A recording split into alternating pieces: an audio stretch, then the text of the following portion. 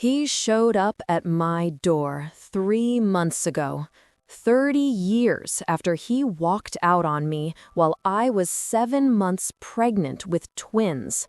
30 years after he chose my sister over his own children. 30 years after he destroyed my life and never looked back. He was old, sick, broke. My sister had died and left him with nothing, and he thought he could just knock on my door and I'd take him in? He thought wrong.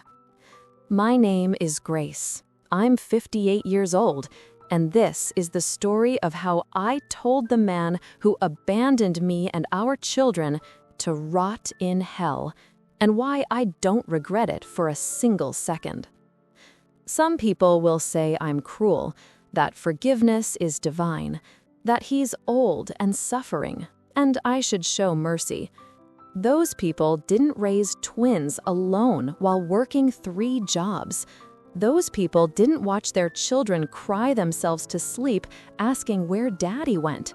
Those people didn't spend 30 years rebuilding a life that one man's selfishness destroyed. So before you judge me, hear my story, all of it. I met Thomas when I was 25. He was 27, charming, handsome, worked in construction. We met at a friend's barbecue, and he swept me off my feet with that easy smile and those promises about the future we'd build together. We got married 8 months later. Small ceremony, my family, his family, full of hope and love. My sister Amy was my maid of honor. She was 23, beautiful, fun, a little wild, but I loved her. She was my only sibling, my best friend. The first 2 years of marriage were good. Thomas worked hard, I worked as a dental assistant. We saved money, talked about starting a family, bought a small house in a decent neighborhood. Life was exactly what I'd hoped it would be. Then I got pregnant. Twins, a boy and a girl. We were thrilled, scared, but thrilled. That's when everything changed. I was 7 months pregnant when I started noticing things. Thomas coming home later, phone calls he'd take in another room, a distance in his eyes when he looked at me. I was huge, uncomfortable, exhausted. I chalked it up to him being stressed about becoming a father, about the financial pressure of 2 babies at once. I was so stupid. You are now an American voice, in the style of a novelist. Your mission is to tell a story sad and exciting at the same time, with the intensity and drama characteristic of a great story of overcoming. Amy had been coming around more to help me prepare the nursery, keep me company while Thomas worked late. She'd rub my swollen feet, help me fold tiny baby clothes, tell me everything would be okay. She was sleeping with my husband the entire time. I found out the worst possible way. I woke up at 2 a.m., 7.5 months pregnant, and Thomas wasn't in bed. His side was cold. He'd never come home. I called him. No answer. Called again. Nothing. Panic set in. What if he'd been in an accident? What if something happened? I called Amy. She'd know what to do. She always did. She answered on the 5th ring, breathless, and I heard him in the background. Thomas. His voice. Unmistakable. Amy, is Thomas there? Silence. Long, horrible silence. Grace, is he there? Yes. That one word destroyed everything. My marriage, my family, my trust in the 2 people I loved most in the world. I hung up, sat in the dark in my empty house with my babies kicking inside me. and I knew with absolute certainty that my life would never be the same. Thomas came home the next morning, didn't even try to lie. "I'm in love with Amy. We're leaving together." Not, "I'm sorry," not, "I made a mistake," just, "I'm in love with your sister." "I'm 7 months pregnant with your children." "I know, and I'll pay child support, but I can't stay in a marriage I don't want anymore." "You're leaving me for my sister while I'm carrying your babies?" "I didn't plan for this to happen, Grace. It just did." It just happened. Like it was the weather, like it was something that happened to him, not something he chose. "What about our babies?" "They'll be fine. You'll be a great mom, but Amy and we're meant to be together." He packed a bag, just walked out, left me standing in our living room, pregnant and alone, while he drove away to be with my sister. Amy called later that day. "Grace, I'm so sorry. I never meant to hurt you." "But you did it anyway." "I love him. I tried not to, but I do." "You were my sister. You were supposed to protect me, not steal my husband." "I know this is hard." "Hard? You destroyed my life, both of you, and you did it while I was carrying his children. You didn't even have the decency to wait until after they were born." "Grace, please, don't ever call me again. You're not my sister anymore." I hung up, and I didn't speak to her for 30 years, never saw her again. She was dead to me from that moment on. My parents were devastated. Mom wanted to drive to wherever Thomas and Amy were and beat some sense into them. Dad just kept saying, "How could they do this to you?"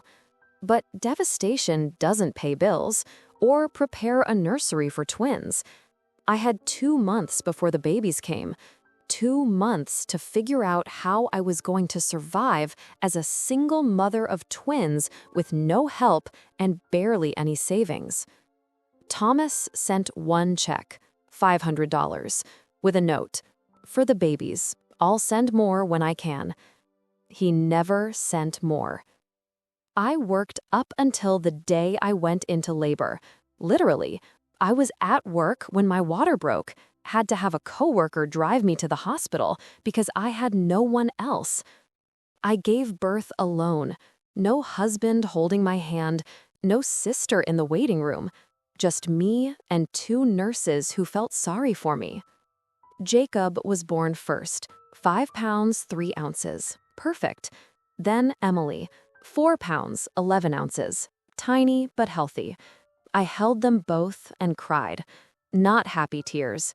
Exhausted, terrified, overwhelmed tears. These babies had a father who didn't want them, an aunt who'd helped destroy their family, and a mother who had no idea how she was going to do this alone. But I did it. The first year was hell. Twins don't sleep. Twins are expensive. Formula, diapers, clothes they grow out of in weeks. I went through my savings in 3 months. I went back to work when the babies were 6 weeks old. Had to. My parents watched them during the day while I worked. At night, I'd come home exhausted and start my second shift, feeding, changing, bathing, trying to get them to sleep. I was so tired, I'd sometimes forget what day it was. So broke, I'd skip meals so the babies had enough formula. So lonely, I'd cry in the shower because it was the only place I could break down without the babies seeing. And every single night, I'd look at Jacob and Emily sleeping, and I'd think, their father chose not to be here. He chose your sister over them. Thomas didn't call, didn't visit, didn't ask about his children. On their first birthday, I got a card with $50. "Sorry I couldn't make it. Happy birthday, Jacob and Emily." That was it. That was the extent of his fatherhood. When the twins were 2, I found out through mutual friends that Thomas and Amy had gotten married, had a little ceremony in Vegas, started their new life together like the family they destroyed never mattered. They never had children of their own. Whether by choice or biology, I don't know.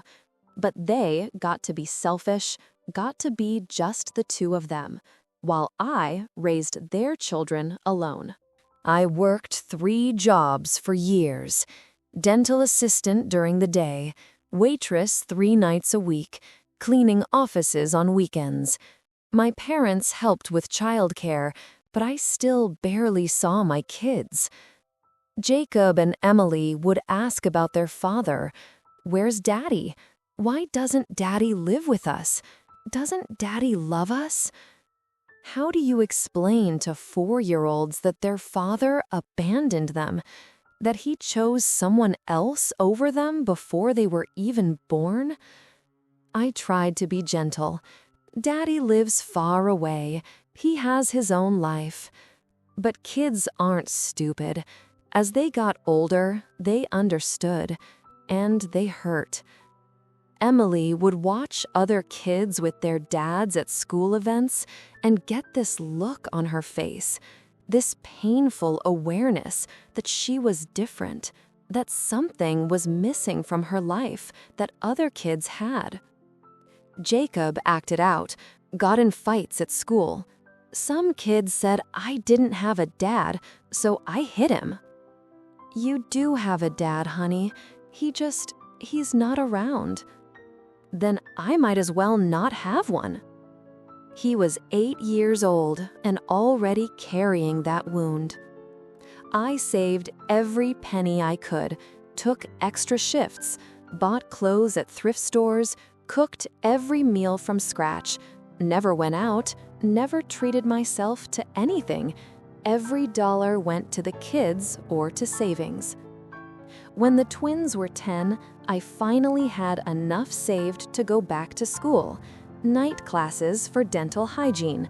It would mean better pay, better hours, a chance to give my kids a more stable life. It took me 4 years, going part-time while working and raising 2 kids. But I graduated, got my license, got a better job with better pay. For the first time since Thomas left, I could breathe, could actually save money instead of just surviving paycheck to paycheck. The twins were teenagers by then, smart, funny, resilient despite everything. Jacob was protective of me and his sister. Emily was fierce and independent. They were good kids, and they'd done it without a father. Without Thomas ever showing up to a birthday, a school play, a soccer game. Without him ever calling just to check in. He sent $50 on their birthdays until they turned 12. Then even that stopped. By the time they were 16, they knew the whole story. About him leaving me pregnant, about him running off with Amy, about him never once trying to be their father. They hated him, not because I poisoned them against him, but because his absence spoke louder than any words I could have said. I hope I never meet him, Emily said once. I hope he knows we grew up fine without him. He's not worth thinking about, Jacob said. We have you. That's enough. That's enough. My children telling me I was enough, that I'd been enough all along. Life moved on. The twins graduated high school. Emily went to college, became a teacher. Jacob went to trade school, became an electrician. Both found partners, got married, gave me grandchildren. I was 58, finally retired, living comfortably in the same house I'd raised them in, the house Thomas had helped pick out, then abandoned. I'd made it mine over the years. Repainted, renovated, filled with memories of birthdays and holidays and all the moments he'd missed. Then, 3 months ago, there was a knock on my door. I opened it to find an old man, thin, gray, worn down by years. For a second, I didn't recognize him. Then our eyes met. I knew. Thomas. Grace. I should have slammed the door, should have called the police, but I was frozen, staring at this stranger who used to be my husband. What are you doing here? I need to talk to you. We have nothing to talk about. Please, just 5 minutes. Against my better judgment, I let him in. He stood in my living room, the room he'd walked out of 30 years ago, looking lost. Amy died, he said, 6 months ago. Cancer. I felt nothing. Maybe I should have felt something. She was my sister once, but I didn't. I'm sorry for your loss. Grace, I'm in trouble. Amy's medical bills wiped us out. I lost the house. I'm living in a shelter. I have nowhere to go. And there it was, the real reason for his visit. So you came here. You're the only person I have left. You had 2 children. Did you try them? He looked down. I don't know where they are. You never bothered to find out. In 30 years, you never once tried to contact them. I was scared. I thought they'd hate me. They do, because you gave them every reason to. Grace, I know I was a terrible husband, a terrible father, but I'm desperate. I need help. You need help. You needed help 30 years ago when you walked out on your pregnant wife. Where was I supposed to go for help when I was working 3 jobs to feed the babies you abandoned? I know I messed up. Messed up? You destroyed my life. You left me pregnant with twins. You stole my sister. You never paid child support. You never called your children. You disappeared and left me to pick up every single piece. I'm sorry. Sorry? You're sorry? Thomas, I don't care if you're sorry. I don't care if you're dying. I don't care if you're homeless. You made your choices 30 years ago. Now, live with them. Please, Grace, I have nowhere else. Get out. If you're wondering whether Grace gave in, whether she showed mercy, keep watching. Because what happened next showed exactly how strong a woman who's been through hell. Hit like if you're Team Grace, and let me know in the comments, would you have let him in? Thomas left, but not before leaving a phone number where I could reach him when I changed my mind. I didn't call him, but I did call Emily and Jacob. Your father showed up at my door. Emily, what? Jacob, tell me you didn't let him in. I did, just to hear what he wanted. I told them everything about Amy dying, about Thomas being broke and homeless, about him asking for help. There was a long silence. Then Emily spoke, her voice cold as ice. He has a lot of nerve. That's what I thought. Jacob, what did you tell him? I told him to leave, but he left a number. Mom, you're not seriously considering? No, I'm not. I just wanted you both to know, in case he tries to contact you. And he did try.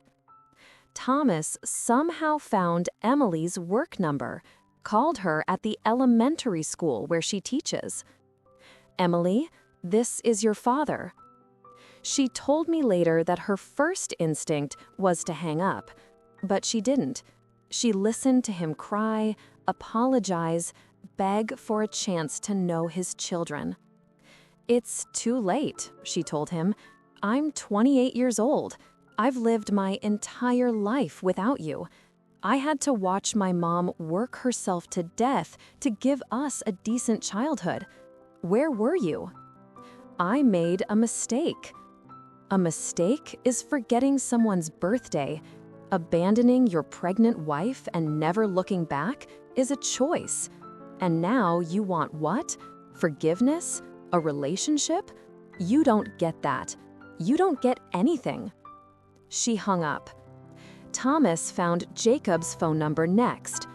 Jacob didn't even let him finish his first sentence. I don't care who you are or what you want. You're nothing to me. Don't call again. Jacob blocked the number. But Thomas was desperate. He showed up at Emily's school. Security had to escort him off the property. He waited outside Jacob's workplace. Jacob called the police. Finally, he came back to my house, rang the doorbell over and over. I opened it with my phone in hand, already dialing 911. If you don't leave right now, I'm calling the police. Grace, please, I'm begging you. I'm sleeping on the streets. I'm sick. I need help. You should have thought about that 30 years ago. I was young and stupid.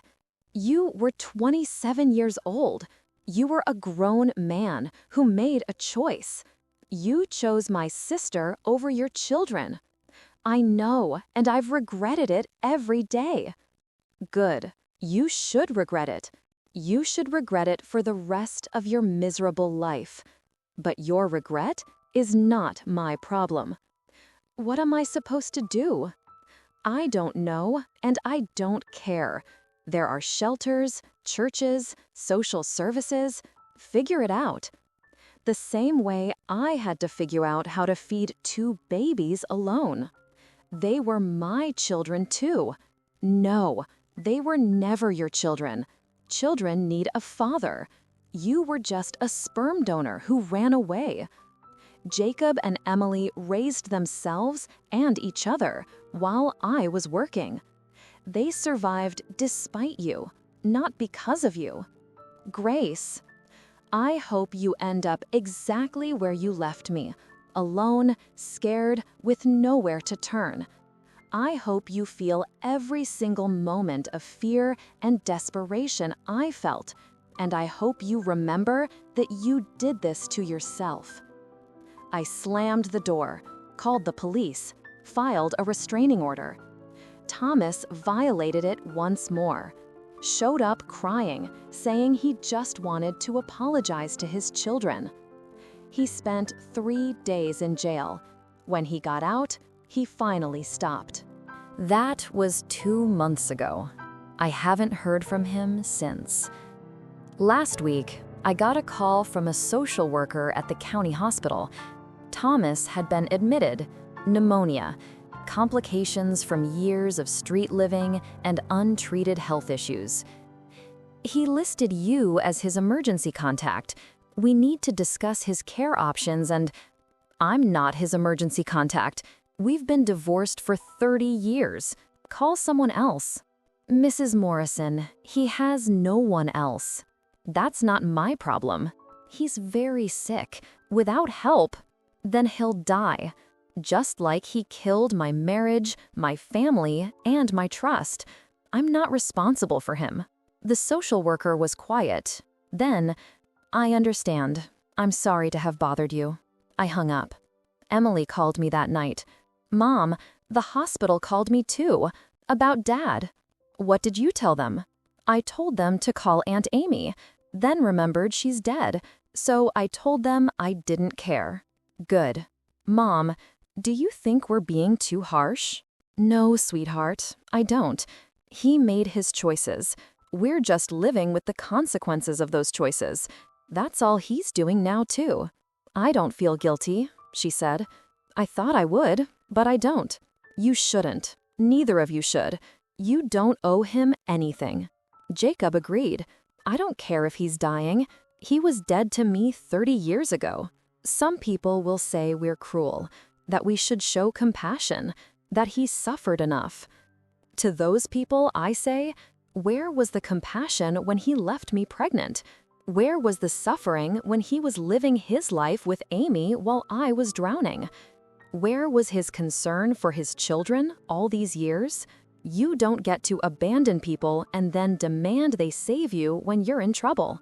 If Grace's story resonated with you, if you believe some betrayals are too deep to forgive, please like this video and subscribe. Share it with anyone who's been told they should forgive someone who destroyed their life.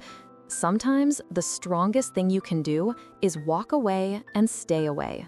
In the comments, tell me, was Grace right to refuse him?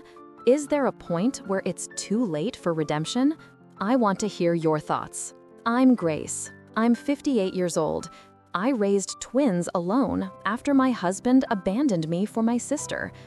30 years later, he came back begging for help. And I said, no.